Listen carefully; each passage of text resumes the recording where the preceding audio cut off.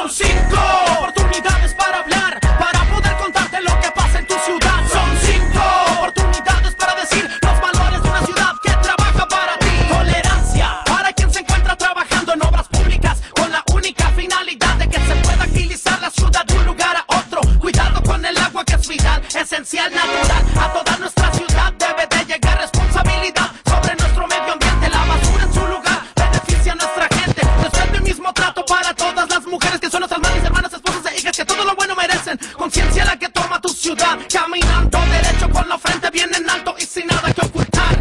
Hay que ser valientes y actuar sin apatía, noche y día en nuestra vida, enfrentar sin cobardía, dando la mano al hermano y mirando para adelante, dando pasos gigantes como los de los elefantes, como los de los elefantes. Son 5, tus valores. Son 5, tus valores. Desde el corazón de México, para la gran ciudad, Capital 21. Si nos dejan, nos vamos a querer toda la vida.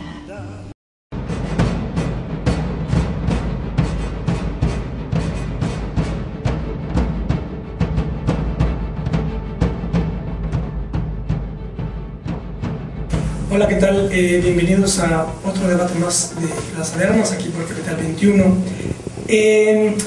El momento de verdad de la política es el momento del Estado, para ponerlo con una fórmula concreta. Y este es aquel momento en el cual, cuando el conjunto de partes que conforman una sociedad política, una de ellas logra imponerse sobre el resto y lo hace girar en torno suyo, toma el control de las estructuras y de las líneas fundamentales del cuerpo político, para desde sus criterios y coordenadas encauzar y dirigir el curso de este cuerpo a lo largo del tiempo. Para ello organiza un ordenamiento jurídico para tener un referente de legalidad y un ordenamiento ideológico para tener un referente de legitimidad. Este grupo, a través de ello, logra construir un equilibrio político siempre inestable y pues la clave de esto radica en la capacidad que tiene para mantener ese orden y ese equilibrio en el tiempo.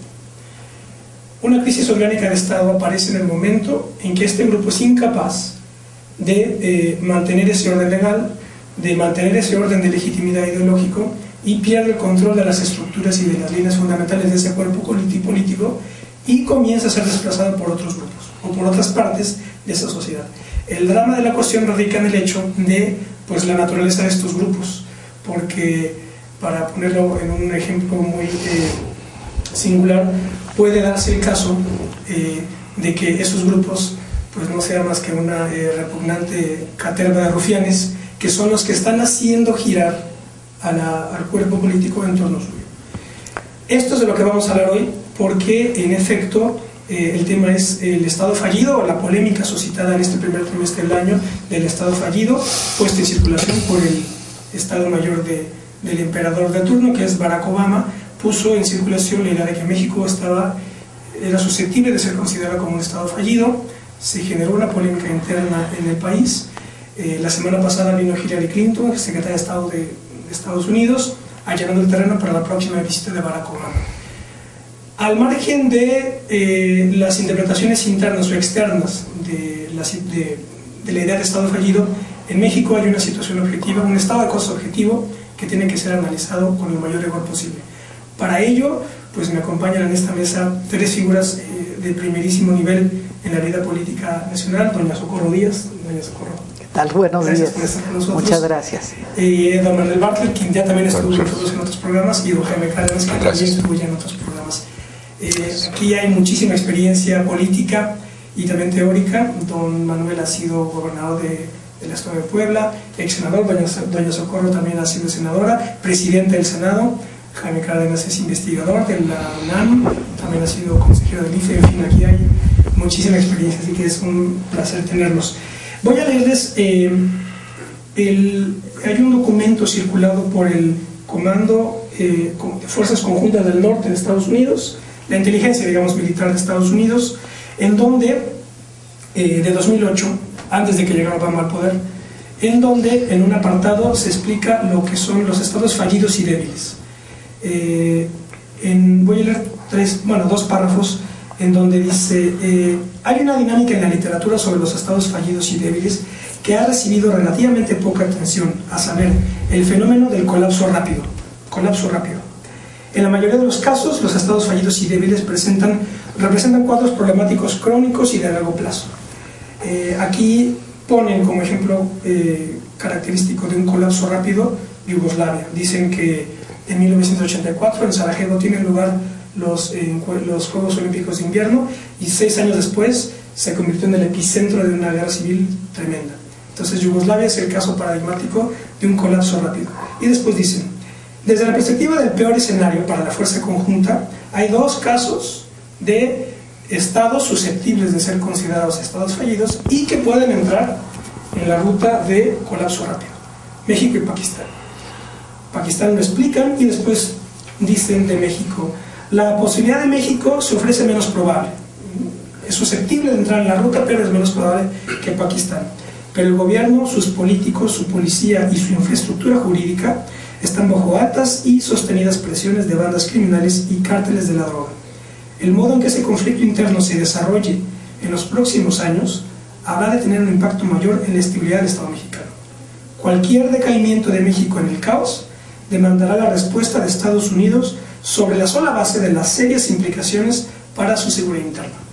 Este es el contexto, en verdad, dramático, alarmante, en el que está México situado en estos momentos. Así que, pues, ¿quién quisiera comenzar con comentarios introductorios sobre el Estado fallido, sobre la polémica, sobre Hillary, sobre Obama? A ver, yo quisiera empezar por decir que a mi juicio este debate introducido por los círculos de poder militar y político en Estados Unidos y seguido por los grupos académicos afines a ellos es un debate artificioso.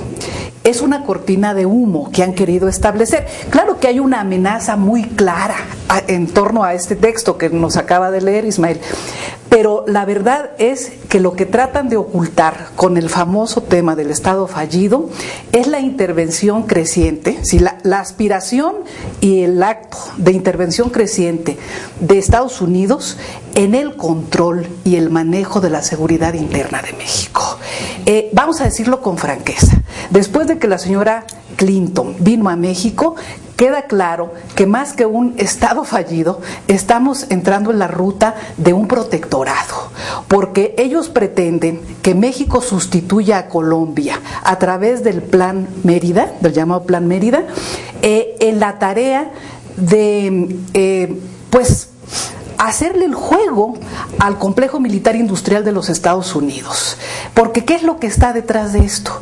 Está el generar toda una espiral de violencia en México, de inestabilidad en México, con, por supuesto, la complicidad, el apoyo, el protagonismo del señor Calderón, para que México sea al mismo tiempo consumidor de armas por 2 vías. Las armas que los Estados Unidos le venden a los narcotraficantes y las armas que le venden a los cuerpos armados, al ejército de México, y es un negocio redondo el que están haciendo. Entonces quieren que México sustituya a Colombia a través del Plan Mérida en la tarea de ser comprador de las armas que ellos proveen, porque es un negocio redondo y los Estados Unidos y su economía no pueden vivir sin que opere el complejo militar industrial. A mi juicio, este es el tema de fondo que está en esto, que se trata de ocultar, y me parece, pues, de hecho, pues, es un hecho muy grave, ¿no? Que se haya caído en un garlito de este tamaño el que se está viviendo.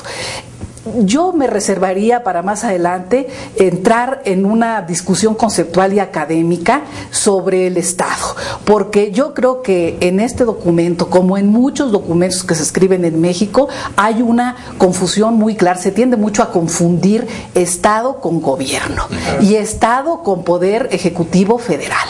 Y yo creo que el señor Calderón, al lanzarse a la guerra contra los narcos sin un plan, sin una estrategia deliberada, al utilizar un poderosísimo instrumento del Estado mexicano como es el ejército, para fines propagandísticos y para fines de legitimidad que no tuvo con las urnas, cometió un gravísimo error cuando decía todo el poder del Estado contra los narcos. No sabía de lo que estaba hablando. Entonces, yo no creo que en México exista Estado fallido, y después explicaré por qué. Lo que sí creo es que existe un gobierno fallido, frustrado, desprestigiado, un proyecto panista sin rumbo y sin sentido, y que es lo que estamos viviendo. Pero Estado tenemos desde que Juárez y los hombres de Reforma establecieron su victoria contra el conservadurismo y contra la intervención extranjera. Bueno, yo estoy totalmente de acuerdo, pero quisiera precisar algunas cosas. El planteamiento que nos haces, Ismael, que no necesariamente comparto, pero pues, no, el planteamiento que nos haces está bien. Arrancas sí. Leyendo documentos del ejército norteamericano, ¿no? Sobre el Estado fallido, y ya apuntando a México y a Pakistán, que es verdaderamente una monstruosidad de este análisis, ¿no? Es un análisis perverso. Equiparando. Porque, en fin, Pakistán y lo que hacen los Estados Unidos en Pakistán es una barbaridad, no tiene nada que ver con lo que ocurre en México. Bueno, pero sí es una amenaza, como dice Socorro. Ese planteamiento que nos hacen es una amenaza. ¿Por qué? Porque el concepto es usado por las potencias. Yo recuerdo un discurso de Brown, del primer ministro de Inglaterra, en Naciones Unidas, donde dice: hay dos peligros recientes, ¿no? Dos peligros en el mundo, ¿verdad? El narcotráfico y los estados fallidos. Y es un instrumento que usan las potencias para meterse en los estados fallidos, que ellos contribuyen a hacer los fallidos. Porque, por ejemplo, un ejemplo es África, ¿no?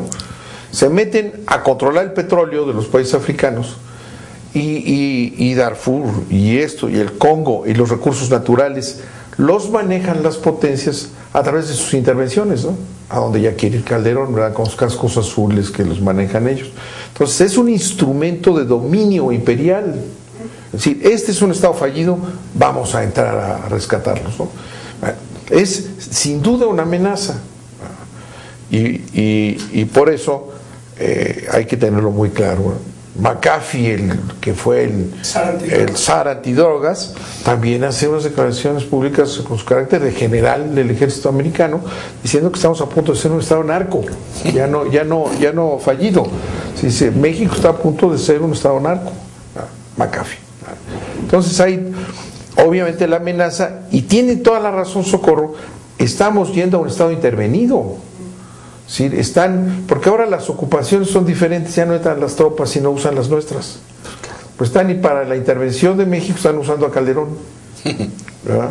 Y Calderón va cediendo terreno, como lo está haciendo, sale todos los días en los periódicos, y cediendo soberanía, ¿verdad? Con el pretexto de la lucha contra el narco, etcétera.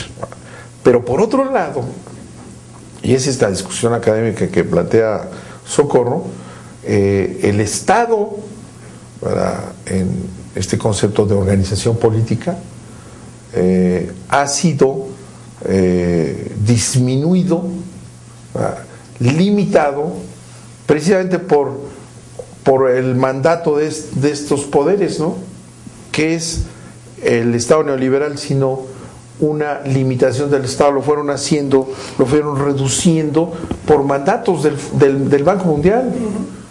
El concepto, por ejemplo, si es una paradoja que vengan hoy a decirnos qué barbaridad, hay un Estado fallido en México, cuando durante 20 años están buscando todos los días para desmantelar el Estado.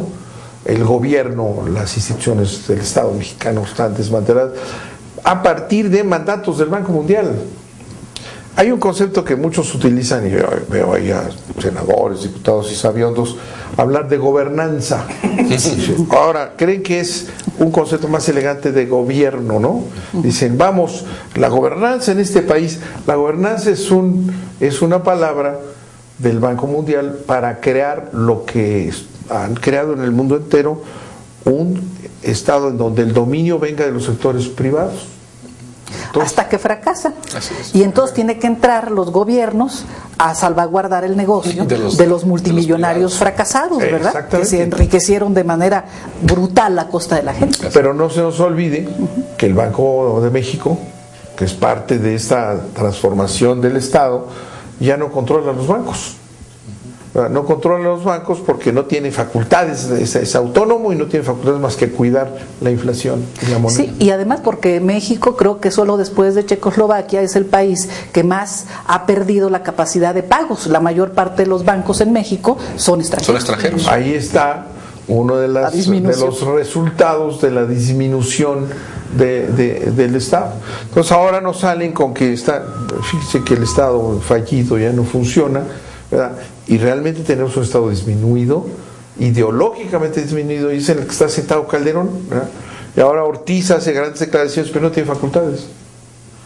Entonces, esta agresión norteamericana del Estado fallido es claro, es una amenaza para ir doblando más y más a estos estados colaboracionistas o gobiernos colaboracionistas con ellos, para que sigan abriendo las fronteras y sigan dejándolos manejar la migración, dejándolos manejar, ahora hasta el CISEN van a manejar, que es el supuesto instrumento de inteligencia. Ya lo manejan, Manuel, ¿sí? Lo manejan después del ataque a las Torres Gemelas, y las tonterías de Fox, que no fue capaz de hacer un acto de condolencias, ¿no? En la falta de condolencias generó la intervención dentro del CISEN desde entonces. Hace poco salió una nota, salió una nota en donde decían que nos iban a ayudar a modernizar el CISEN, que es el centro de inteligencia, y se van a meter ahí la inteligencia norteamericana para manejarnos hasta la inteligencia, ¿no? Me imagino todo. Entonces ya que queda, si desde ahí sale toda la información para que opere este gobierno de Calderón sin inteligencia, hasta esa van a estar manipulando. Entonces, esa ambivalencia, ¿no? El Estado disminuido del consenso de Washington, que ahora ya no existe, ayer lo declararon muerto. Y por otro lado, oigan, ustedes no tienen Estado, ahí les vamos nosotros, ¿no? Entonces es que hay esa relación, ¿verdad? Sí, yo creo que hay dos cosas del análisis, ¿no? A partir de lo que dijo Socorro y Manuel. Por un lado, esa intencionalidad de los Estados Unidos de mostrarnos como un Estado fallido o débil para intervenir militarmente vía la iniciativa Mérida, para intervenir financieramente.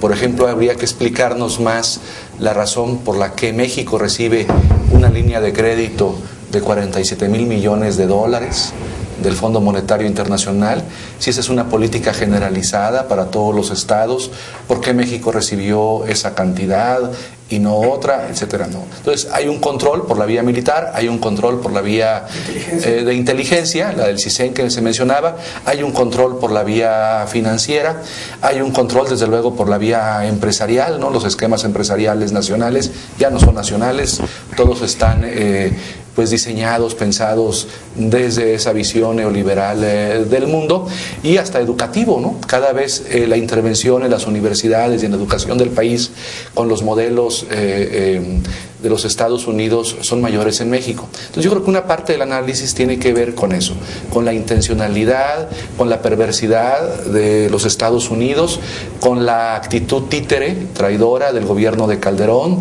de entregarse a esos intereses norteamericanos y de las potencias europeas, que significa la pérdida de la soberanía nacional. Y otra parte del análisis sí implica algún tipo de autocrítica a lo que ha sido el Estado mexicano. El Estado mexicano, desgraciadamente, no se ha podido conformar de manera plena como Estado de Derecho, como Estado constitucional. Entonces yo creo que más allá de la crítica y del uso político intervencionista de los Estados Unidos en este debate, pues también deberíamos que esta crítica y que este argumento para intervenir en los asuntos de México por parte de ellos sirva a nivel interno para una reflexión sobre el tipo de instituciones, de gobierno, de derechos de la población que tenemos. En un seminario en donde participa el Liceo Bartlett, su servidor, y otros académicos de la UNAM, por ejemplo, hemos estado discutiendo mucho sobre las características tradicionales del Estado, tal como se nos enseñó en la escuela. Por ejemplo, la población de nuestro país es un elemento del Estado. ¿Cómo está el nivel de sus derechos humanos? de protección a sus derechos humanos, sobre todo a los derechos económicos, sociales y culturales. ¿Y qué tenemos que hacer para que la población en nuestro país cuente con efectivos derechos a la salud, a la educación, a la vivienda, al empleo? Desde el punto de vista del territorio, nuestro territorio cada vez está más mermado. Los Estados Unidos, por ejemplo, pues están intentando promover una política de fronteras flexibles, y posiblemente parte de la iniciativa Mérida conlleve al establecimiento en algún momento de bases militares en nuestro país, como lo hicieron en Colombia. Entonces, ¿qué pasa con el territorio nacional, en donde no solamente por razones internas y el papel del crimen organizado que tiene influencia en ciertas áreas del país, sino también por la propia política de Estados Unidos a tomar el control sobre nuestro territorio? Eso se vio muy claramente con la reforma petrolera, en donde pues el Golfo de México va a ser dividido en bloques por las compañías petroleras internacionales. Entonces ahí hay una pérdida en otro elemento fundamental del Estado, que es el territorio. Otro elemento fundamental del Estado pues es el gobierno, ¿no? Un gobierno carente de legitimidad, el que actualmente tenemos, no tiene legitimidad democrática, es un gobierno que llegó al poder mediante un fraude electoral, que no ha logrado legitimarse en el ejercicio del poder público, porque no gobierna para los ciudadanos. Es otro elemento importante del Estado debilitado. Y de la soberanía, ¿qué decir? La soberanía está limitada externamente por la presión y la influencia creciente de los Estados Unidos, pero también internamente por el papel de los poderes fácticos, ¿no? Los poderes mediáticos, los poderes empresariales, la Iglesia, los sindicatos, que han limitado el papel del poder formal del Estado mexicano. Y respecto al orden jurídico, pues es un orden jurídico no acatado por millones de mexicanos, es un orden jurídico que carece de respetabilidad. Las decisiones de la Suprema Corte son cuestionadas, y de los principales tribunales e instancias de autoridad del país. Entonces yo creo que este debate sí debiera servirnos, primero, para entender que hay una intencionalidad maligna, perversa por parte de los Estados Unidos para intervenir más financiera, económica, militarmente en los asuntos de México, de inteligencia, y por otro lado, pues para perfeccionar el tipo de Estado que tenemos y orientarlo a la protección de los derechos de las grandes mayorías del país. Una cosa curiosa fue que la jugada salió cerrada geométricamente, porque primero pusieron a circular la idea del Estado fallido. El Estado americano hizo desplazamientos militares de inteligencia y financieros. Después viene Hillary Clinton y dice no es cierto, desmiente, pero los emplazamientos siguen ahí. Y después la canciller mexicana Patricia Espinosa dice que esto tiene que ver con la cooperación bilateral y es un honor que esté aquí Hillary Clinton. Entonces ya todos quedan contentos. Sí, la burla es que viene la señora Clinton aquí, sacan unas declaraciones por ahí de que no es Estado fallido. Fíjense que no es fallido, se los prometemos. Pero el mismo día que está aquí la señora Clinton diciendo que no es Estado fallido México, en el Senado de los Estados Unidos, ¿verdad?, la señora Napolitana, esta que acaba de estar aquí, que habrá mucho que hablar de ella, exgobernadora de Arizona, ella le pregunta a McCain, ¿verdad?, oiga usted que no está en riesgo ese gobierno, y dice, sí, es cierto, está muy mal el gobierno. Entonces allá dice una cosa cínicamente el mismo día que aquí llegan a sobarnos el lomo y a hacer toda esa farsa. Sí, es la actitud de los gobernantes. Sí, yo ahí sí creo de veras que se trata de una farsa, o sea, de una cortina de humo que han tendido. Yo quisiera hacer un poco de memoria. ¿Cuándo empezó en México a manejarse el tema del Estado fallido?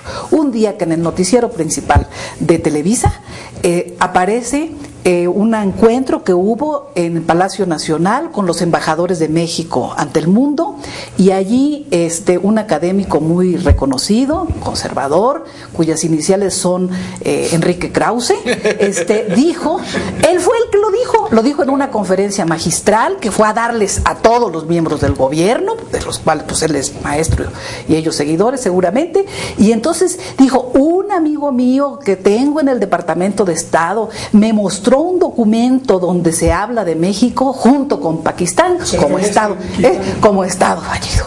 Y a partir de entonces empezó que sí es Estado fallido, que no es Estado fallido, en la típica confusión, digo yo, de Estado con gobierno, y sobre todo con gobierno federal.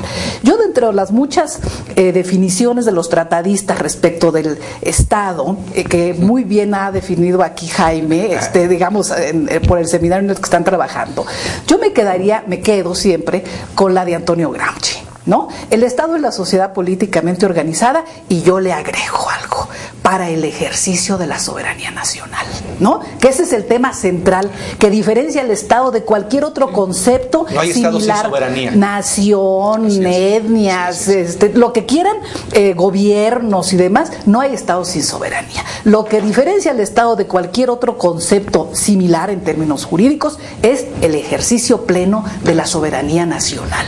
Y sí tenemos que reconocer que en México se está cediendo soberanía, y se pretende que se ceda mucho más a través del famoso Plan Mérida, porque, como dice Manuel muy bien, la señora Clinton dice una cosa, la señora Napolitano dice otra, el presidente del Senado de Estados Unidos o algún senador influyente, McCain y demás, dicen otra cosa, y se van contradiciendo porque juegan mucho el juego del policía bueno y el policía malo, cop bad, cop well, ¿no? Cop good, etcétera. Entonces, ellos van jugando a esto, pero todos llegan a una conclusión, ahora con el cambio del discurso.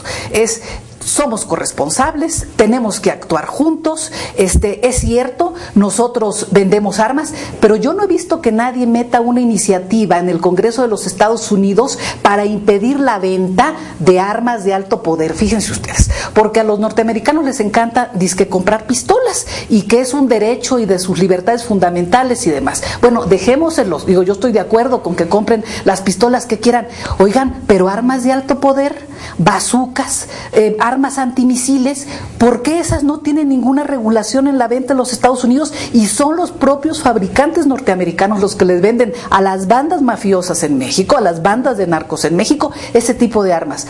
¿Han ustedes oído de alguna iniciativa de esa naturaleza? Yo no he oído ninguna. Es más, tú sabes que tocas bien, los Estados Unidos tienen en su constitución el derecho de todos los americanos a tener armas. No definen hasta de qué tamaño, ¿no? Pero se llama North American Rifle Association, la de Charleston, que acaba de morir, es un poder en los Estados Unidos. Es un enorme poder en los Estados Unidos esa asociación, y no lo pueden tocar, porque además está coludido, como dices tú, con el propio gobierno. El tráfico de armas y la venta de armas clandestinas, ya no el que dices tú que también que es de doble juego, ¿no? El ejército mexicano tiene puras armas norteamericanas, ¿no? Faltaba más, ¿verdad?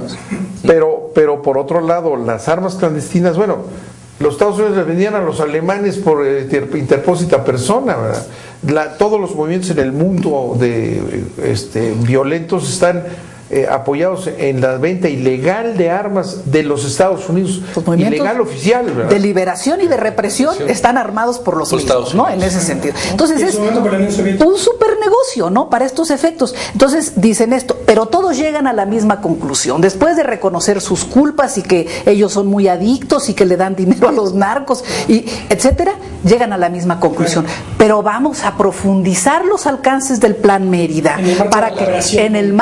para que nuestras fuerzas tomen el control de los órganos de seguridad de México. Esto del Estado fallido es una estratagema para intervenir, para controlar, para que seamos lo que a veces hemos sido, el patio trasero, ¿no? Bajo control absoluto o total de ellos.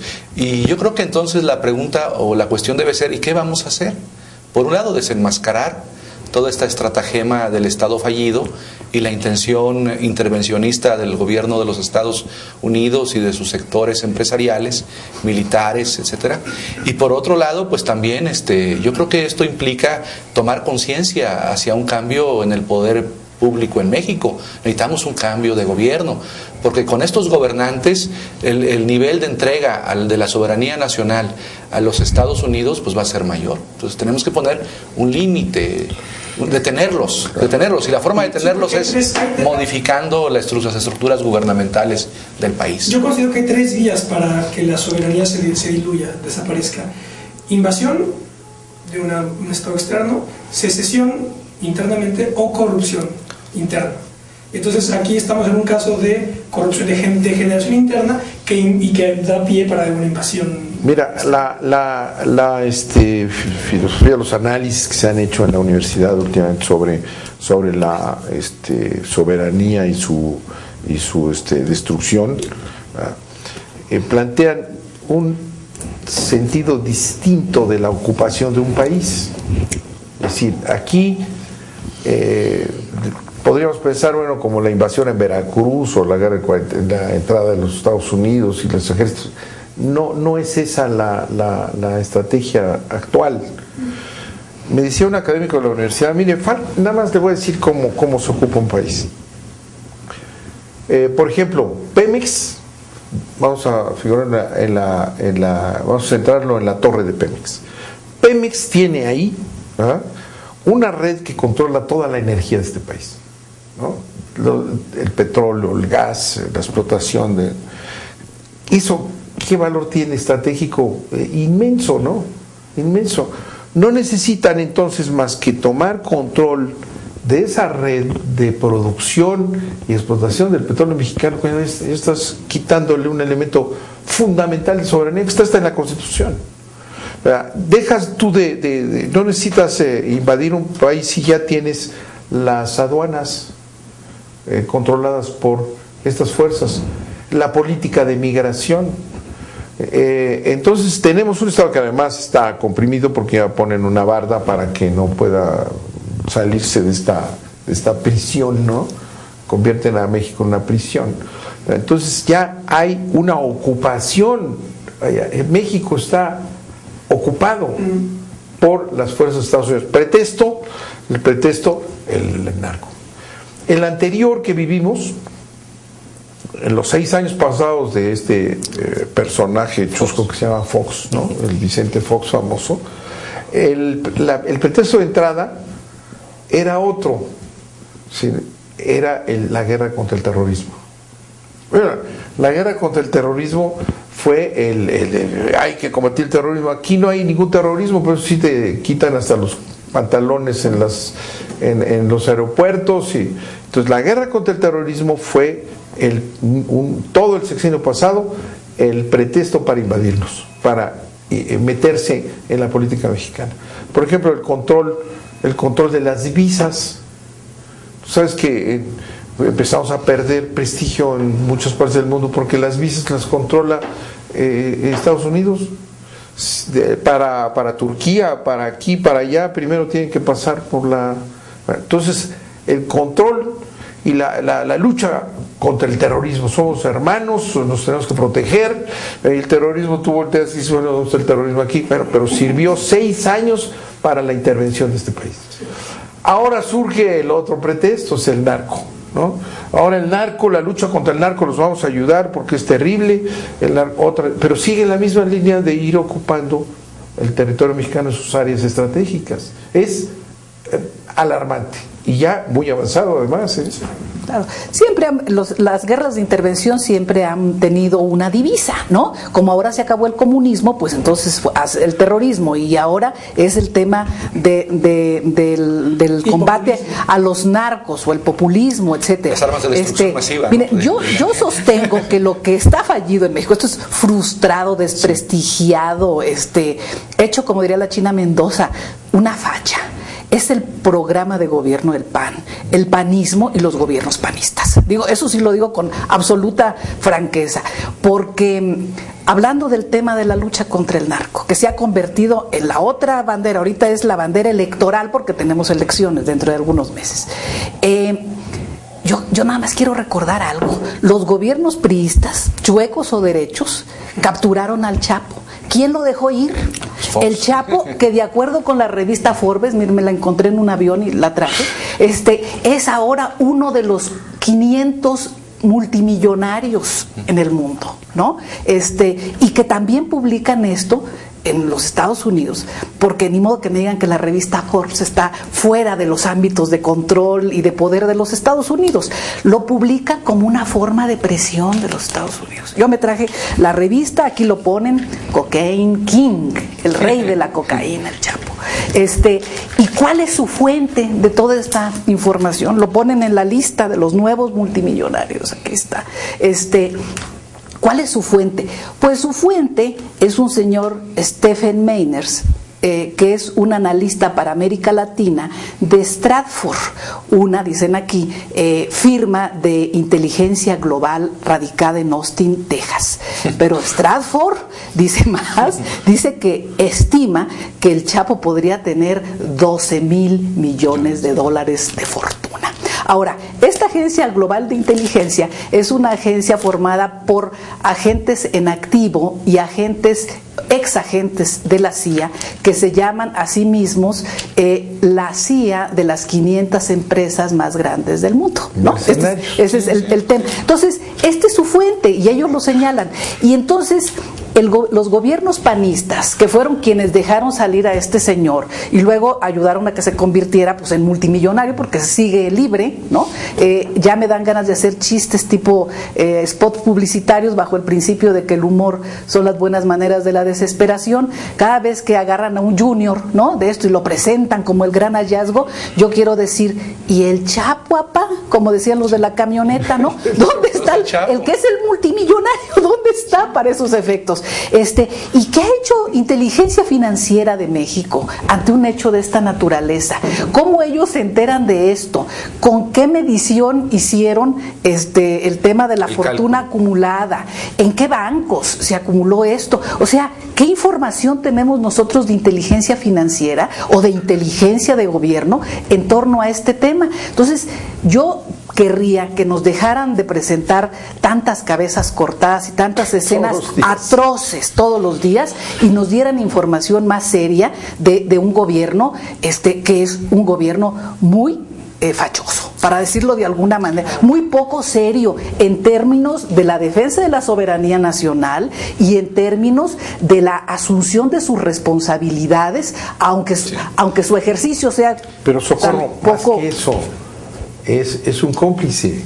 Esa es la cuestión. Sí, porque ¿en dónde está la defensa de la soberanía? Nada más que hizo ahí una laraca cuando, no somos fallos. Yo los invito a recorrer, porque además se puso en plan turístico. Dice, a cualquier que se atreva a decir Estados Unidos que es un estado fallido, yo lo llevo a pasear por todo México, ¿verdad? Como yo visito Ciudad Juárez la otra vez, ¿verdad? Esa fue la gran patraña de nacionalismo calderoniano. Y todo lo demás ya están aprobando en el Congreso. Está la cuestión de que vamos a estar ya incorporados como gurkas, ¿no? Como ejército al servicio de los grandes intereses, porque lo que usa en general Naciones Unidas es para defender los intereses de las potencias. Ahora ya nos va a inscribir el nacionalista Calderón, ¿verdad? Está empujando para que se autorice a que las tropas mexicanas, ¿verdad?, que no van a ser niños bien, ¿verdad?, las tropas mexicanas van a ser como son del pueblo y los van a ir a matar a donde los manden las potencias a defender. Irak, sí, claro. Pero está encantado Calderón, que se molestó por lo del Estado fallido. Un día se le pasó el enojo. En cuanto llegó la señora Clinton, sí, ¿no? Con una sonrisa maravillosa, ¿no? Sí, lo que llama la atención mucho es esta banalización que dice Socorro, esa banalización del gobierno, del debate, de los puntos de defensa del gobierno. Dice Manuel, pues, que son los cómplices de este intervencionismo norteamericano, y es evidente. Entonces llama mucho la atención el clima de discusión pública en México. En los medios de comunicación no se discuten estos temas, ¿no? Tienen que venirse a discutir en un canal como este. En la prensa tampoco están. En los medios académicos, pues sí, en los recintos académicos, más o menos públicos, más o menos ocultos, se llega a discutir estas cosas. Pero esto es lo que debería ser parte por ejemplo, ahora que tenemos un proceso electoral, del debate electoral del país, cómo recuperar la soberanía nacional, cómo construir un Estado constitucional de derecho que vea por los derechos sociales de las personas. Pero ¿en qué se pierde el tiempo, no? En banalización situaciones. Si la campaña negra, si le contestan que si no, que si sí, el PAN banaliza, el PRI también banaliza. Las campañas del PRD son... Y las campañas del PRD, bueno, ni siquiera se dan cuenta, están protegiendo a compañeros como esos de Tamaulipas, ¿no?, vinculados al narcotráfico. Entonces llama mucho la atención que los puntos centrales para el futuro del país, para nuestra existencia como Estado-nación soberano, esos temas no están en el debate público, no están en el debate nacional, no están en las campañas políticas. Estamos entregando el país al extranjero y no nos damos cuenta de ello. Además, esto impide ver que, por ejemplo, históricamente, el Partido de Acción Nacional nace en el 39 contra el nacionalismo revolucionario cardenista, que fue la ideología que plantó cara precisamente al imperialismo norteamericano. Y eso pues nadie lo tiene claro, ¿verdad? Pero ahora está en el poder. Es decir, visto las cosas históricamente, pues tampoco habría que alarmarnos demasiado, porque para eso nació ese partido, para desmantelar al nacionalismo revolucionario. Pero hay que recuperarlo, ¿no? Sí, porque ellos cuestionaron la expropiación petrolera, cuestionaron la expropiación petrolera. No, nació para oponerse a todo el programa cardenista. Cardenista social y a la Constitución. A la Constitución. Y hoy están violando la Constitución, fingiendo que es lo peor, mira. Tú sacas la historia, ¿verdad?, que se olvidan, porque Televisa no se dedica a eso, sino a destruirla. Lo que fue el nacimiento del PAN y su filosofía antinacionalista siempre, ¿no? Lo peor de esto es que son unos mentirosos hipócritas. Porque si saliera Calderón a decir, bueno, yo represento un partido que estuvo en contra de la expropiación petrolera y la nacionalización del petróleo, y por tanto vamos a impulsar la apertura porque es lo que yo pienso. Entonces la política esta de derecha tradicional la ocultan, entonces engañan al pueblo mexicano, no reconocen jamás, porque saben que hay un pueblo ahí que está en contra de su posición, ¿no? Entonces no solamente son colaboradores de coyuntura, digamos, sí, sino que son cobardes, ¿verdad? Claro. Hipócritas y mentirosos. Sí, es una filosofía la hipocresía. La tecnocracia neoliberal prista, esa está clara también. Bueno, esos son los hermanos gemelos de los otros. Claro, aquí hay un tema que planteaba usted, Ismael, y que a mí me parece bien importante recuperar. Bueno, ¿qué se puede hacer, no? Y también Jaime, ¿qué se puede hacer frente a una situación como la que estamos viviendo? Yo creo que no perder los sentidos de alerta. No, porque puede uno sentirse tan abrumado por la cantidad de barbaridades que el panismo hecho gobierno, o sea, que la derecha más recalcitrante hecha gobierno, a la que le costó más de un siglo volver al poder. Desde que Juárez los derrotó no habían logrado tener el poder en México. Llegaron con un revanchismo y con un hambre de todo, tremenda. Y entonces me parece muy importante no abrumarnos ante este programa de embestida de la derecha doctrinaria, factual, que es necesario denunciar y es necesario oponernos de una manera pacífica para no ser mártires inútiles en este sentido. Y acusados de violentos. Sí, pero para no caer en el martirologio, yo creo que sí es importante ser muy precisos y mantener una actitud de organización en oposición a estas cosas. Manuel señalaba esto de que Calderón quiere ahora mandar a los hijos de los campesinos de México a luchar a África y demás bajo el andamiaje de Naciones Unidas. También yo quiero señalar algo que está pasando. Recientemente Calderón acaba de mandar una iniciativa de ley que está en el Senado para permitir que la Armada de México haga ejercicios de cooperación militar con la Armada de los Estados Unidos dentro del llamado Comando Conjunto de América del Norte. No se atreven a involucrar al ejército mexicano, pero sí a la Armada de México, que es una parte de las Fuerzas Armadas de México y que es muy grave. Sé por algunas personas conocidas que dentro del ejército hay oposición desde hace años a participar dentro del Comando Conjunto de América del Norte, porque irían como un ejército de subordinación, como una fuerza armada subordinada, simplemente bajo el principio de la fuerza. ¿Quién tiene más fuerza armada, México o Estados Unidos? pues Estados Unidos, es lo lógico. Por lo tanto, el ejército mexicano no quiere ir como policía auxiliar del comando conjunto de América del Norte que comanda a Estados Unidos.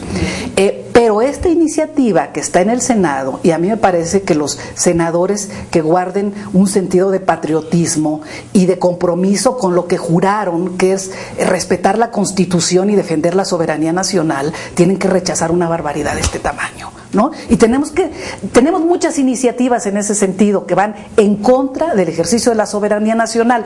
Requerimos ponernos alertas todos para oponernos a cuestiones de esta magnitud. Es gravísimo lo que están planteando, porque el señor Calderón no se siente ofendido, sí, quizá por falta de autoestima, cuando el señor Obama le dice el Elliot Ness. Elliot Ness le dijo, pues ¿qué le dijo? Policía. Le dijo policía al presidente de México, le dijo policía, y realmente yo creo que fue una venganza del señor Obama, que es abogado y es además un hombre inteligente, porque le ganó al aparato en una buena parte en Estados Unidos, ganó la presidencia. Es una venganza por el apoyo tonto, no puedo decirlo de otra manera, torpe, que el señor Calderón le dio a McCain. No, pues entonces en venganza le dijo Elliot Ness. Pues es una ofensa terrible. Bueno, aguanta todo eso y además quiere entrar con la Armada de México a subordinarla a las Fuerzas Armadas de los Estados Unidos. Es una barbaridad tremenda. Otro elemento muy preocupante que hay que recordar de los últimos días en México es este asunto de Citigroup y Banamex, ¿no? Y la actitud de la Secretaría de Hacienda diciendo que no se viola la ley, cuando el artículo 13 de la Ley de Instituciones de Crédito de manera expresa señala que los gobiernos extranjeros no pueden tener participación en el capital accionario de los bancos. Entonces, esto era para que el gobierno mexicano, la Secretaría de Hacienda, hubiese tomado medidas de rechazo y haber comprado esas acciones o haber tomado alguna otra medida jurídica. Pero es un ejemplo más que muestra cómo van penetrando vía bancos, vía el sistema financiero, líneas de crédito, el ejército, la inteligencia, las fronteras flexibles, la reforma petrolera, en fin, todo confluye hacia un mayor intervencionismo y a una limitación de la soberanía del país. Claro, vamos a decir que los imperios así son. Sí, claro. ¿No? Los imperios así son.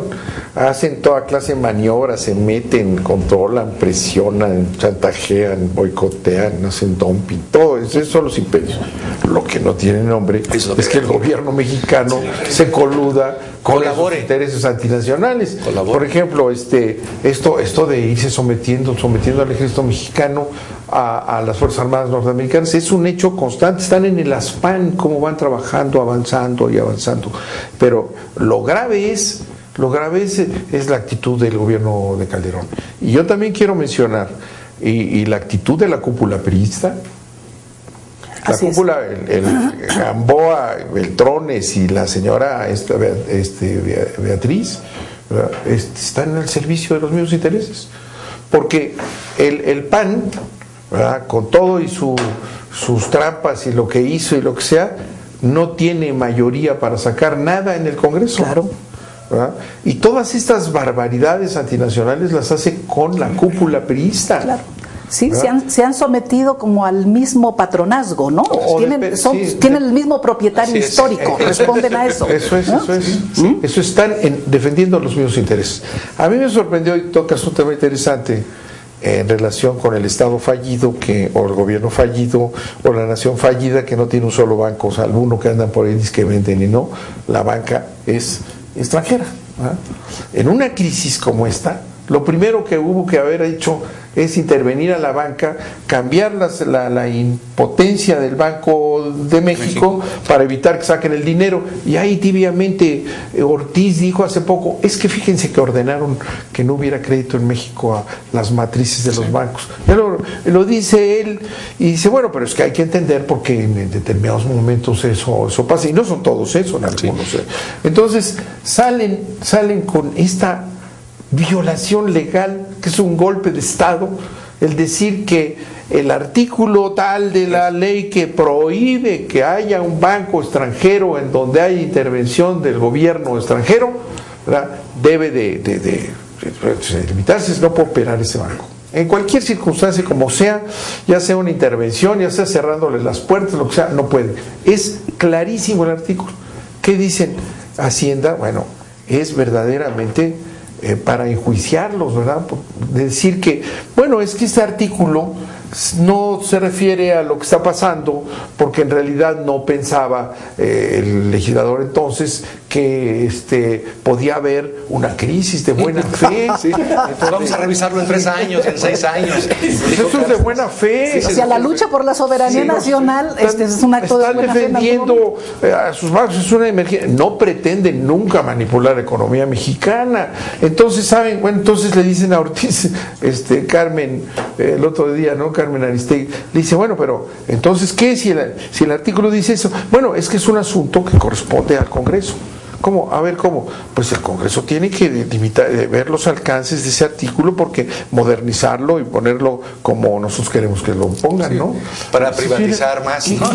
¿Qué cosa, qué cinismo, qué desvergüenza pueden tener esos funcionarios, ¿verdad? Que dicen ahora que pues que hay que, señores, cambien la ley, ¿verdad? Cambien la ley, y si cambian la ley al gusto de ellos, para que quiten ese artículo, ¿verdad? Porque ellos no lo aplican, porque no se atreven a tocar con el pétalo de una rosa a los intereses extranjeros. Algo que tenemos también que revisar muy pronto es los resultados, los acuerdos tomados en Londres en la reunión del G20, porque eso seguramente va a implicar algunos cambios, no de fondo, pero sí matizaciones en al consenso de Washington y a los acuerdos surgidos después de la Segunda Guerra Mundial. Yo creo que ese documento debe ser muy bien revisado, muy bien analizado, porque es el plan a futuro, ¿no? Ahí van a estar pues la carta de navegación de lo que harán las grandes potencias del mundo con la economía, con la política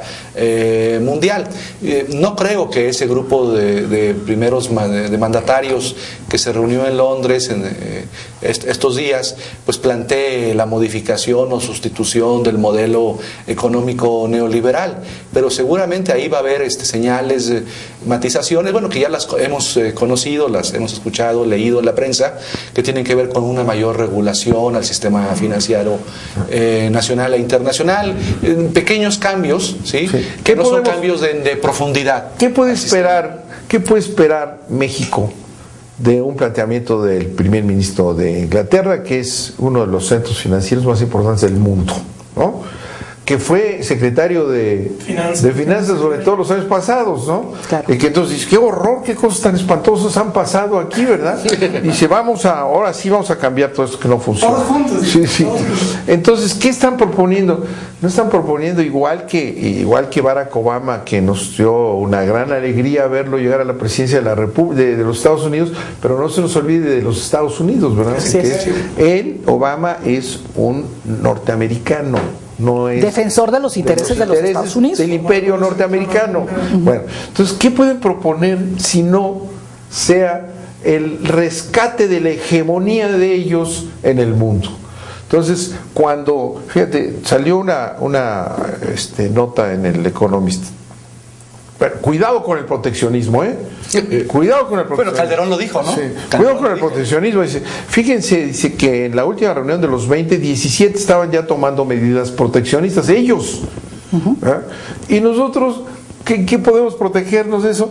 O sea, no, hay que estar en el libre mercado. Ya Calderón, que ya había, porque además es sensacional, en una reunión que hubo en América, allá en el sur, en Sudamérica, dijo, se acabó el neoliberalismo, el mercado está. Ahora regresa convencido de que el mercado debe seguir existiendo, ¿no? Ya es otra vez, ¿verdad?, el partidario del libre mercado. Ese Estado mexicano, otra vez vamos al Estado fallido, a la ausencia de soberanía nacional, ¿verdad? No tiene nada que decir en el rescate que nos están. Mira, no te preocupes, te vamos a estar pagando el petróleo pues mucho más bajo, porque ya sabes que aquí ya bajó, ¿no? Pero no te va a llegar dinero del petróleo, y como vamos a correr a todos los mexicanos que trabajan aquí de albañiles, ¿verdad?, pues tampoco te va a llegar mucho dinero, no va a haber inversión directa. Entonces, para que no te mueras y sigas igual, aquí te doy una línea de crédito. Aquí te presto. Te presto para que sigas viviendo debiéndonos tu alma, tu todo, y no vais a tocar al Citigroup. Aquí también un comentario más bien partidista, ¿verdad? En el Senado, Beltrones le dice a Calderón, su asociado, su cogobernante, fájese los pantalones. Le dijo, ay, joder, ¿qué pasó? Ya me cambiaron a el socio se enojó con el socio, fájese los pantalones, no vaya a soltar a la francesa esta, ¿no? Que ya los propios panistas se horrorizaron de que la entregaran. Tema menorcísimo, en medio de los la soberanía. Entonces otra cosa tocó, y lo del banco. Esta cuestión del Banco Nacional de México, que no sé qué, que tiene que ser. Dije yo, vaya caray, vamos a ver. Luego empezaron a decir que es que algunos compinches de él quieren comprarlo, ¿no? A ver si lo ponen en el mercado. Pero yo quiero ver, voy a estar muy atento para ver que el Congreso ya está, y la cúpula priista ya está en su posición nacionalista de antaño, que le den continuidad al tema. Así es. Bueno, el tema de la controversia, por ejemplo, constitucional, que anunciaron que iban a presentar por la omisión de la Secretaría de Hacienda en la aplicación del artículo 13 de la Ley de Instituciones de Crédito, se ha borrado de la prensa nacional. Ya no se discute. Claro. ¿Dónde quedó la controversia o las denuncias que iban a presentar por no aplicar la ley? Sí, tenemos un problema severo de conducción nacional, ¿no? Este es un tema. Y de defensa de la soberanía, eso creo que no.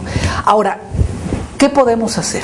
Pues yo creo honradamente que seguir organizando al mayor número posible de ciudadanos en México de manera de defender las causas que es indispensable defender para garantizar la viabilidad nacional de México en el siglo XXI, porque México tiene mucho para ser una nación, tiene identidad nacional y no la hemos perdido. No puedo aceptar la comparación con Yugoslavia porque no tenemos conflictos raciales, conflictos étnicos y conflictos religiosos, afortunadamente. No dejemos que surjan, ¿no? Este es el tema. Tenemos territorio, tenemos recursos humanos, recursos naturales, nos falta gobierno, esto es cierto, y yo creo que debemos de buscar todos los caminos legales, no violentos, para tener un gobierno que responda a la comunidad nacional y que defienda los intereses de México. Me parece fundamental en esta etapa sí señalar cuestiones tan graves como la que está pasando en el grupo del G20. ¿A qué fue, aparte de pasearse con la reina y salir en carrozas del siglo XVIII, Calderón? Pues fue en frac y con una banda colorada que quién sabe quién le regalaría. ¿A qué fue? A endeudar al país en un solo acto lo que no se había endeudado en 20 años, ¿no? ¿Así? Porque ¿a qué nos dedicamos todos estos años? Digo, la gente que tenemos la edad que tenemos, pues a ver cómo estamos pagando la deuda externa. Entonces, ahora a eso nos dedicamos. Deuda, ¿no? Y ahora, después de haber pagado la deuda, de tener sanas las finanzas públicas, según esto, de que la macroeconomía fuera bien, este señor fue a endeudar a México en una línea de crédito por 80,000 millones de dólares. ¿A dónde van a ir todos esos? A engrosar pues el dinero de algunas empresas y de algunos empresarios que junto con los Estados Unidos y otros poderes fácticos llevaron al señor Calderón al poder, haya sido como dijo él, ¿verdad? Este es el problema de fondo. Fíjate, esto se parece mucho. 2 minutos les pediría, por favor, cerrando con... Vamos a regresar al tema. No, ha sido interesantísimo. No, este préstamo, para dar algún parangón, esta línea de crédito, que es un préstamo, ¿verdad? Me recuerda el salvavidas que nos dio Clinton, el benefactor de este país, cuando estábamos en la quiebra más espantosa. El error de diciembre. El error de diciembre. Nos da un préstamo Clinton con la garantía del petróleo, que no podían haberla dado nunca, soberanía nacional, y pagamos carísimo aquello. Sí, esas deudas, esas líneas de crédito cuestan mucho, ¿no? Le cuestan mucho a la soberanía del país. Yo concluyo diciendo, si me permiten, de mi parte, que no tenemos Estado fallido porque hay sociedad organizada, hay pueblo y tenemos ganas de seguir luchando por México. Y que hay gobierno fallido, hay plan panista fallido y y hay que denunciarlo en todas las formas que podamos, porque está usando toda una campaña de lodo para desautorizar a todos los actores políticos que se oponen a su proyecto y a sus metas. Yo nada más querría también decir que a los del PRD que agarraron en Tamaulipas no los agarraron por narcotraficantes, sino por rateros de gasolina, y eso me parece importante precisarlo, porque de todas maneras, aunque es delito, es un delito diferente, ¿no? Así es. Bueno, aunque hay un sector del PRD que también hay que decirlo, que está también siendo cómplice de la actitud del PAN y del PRI, de la entrega del país al extranjero. Hay que tener un enorme cuidado con el Estado fallido como amenaza de los Estados Unidos, como un pretexto más para seguirnos arrancando con la connivencia del gobierno de Calderón de pedazos cada vez más grandes de soberanía nacional. También podríamos decir que podemos hacer la metáfora con aquello de Irak, que lo del Estado fallido equivale al pretexto que tuvo Bush para invadir Irak, a las armas de destrucción masiva, ¿no? Claro. Que es un pretexto similar. Claro. Muy bien, bueno, pues en una entrevista que no recuerdo por dónde leí, le hacían una pregunta a un político y él decía que él a su vez le había preguntado a un norteamericano en qué lugar y época le hubiera gustado vivir, y el norteamericano le dijo: a mí me hubiera gustado vivir en México en los 30, porque era un país que acababa de expropiar el petróleo, que había enfrentado el imperialismo y que era respetado por todos. Hoy, en 2008, no sé si esa situación sea parecida, yo creo que no. Juzguen ustedes. Les agradezco muchísimo a don Socorro Díaz, a don Manuel Vázquez, y a don Jaime Canas por haber estado aquí en otro debate más de Plaza de Armas. Yo soy Ismael Cabo, hasta pronto.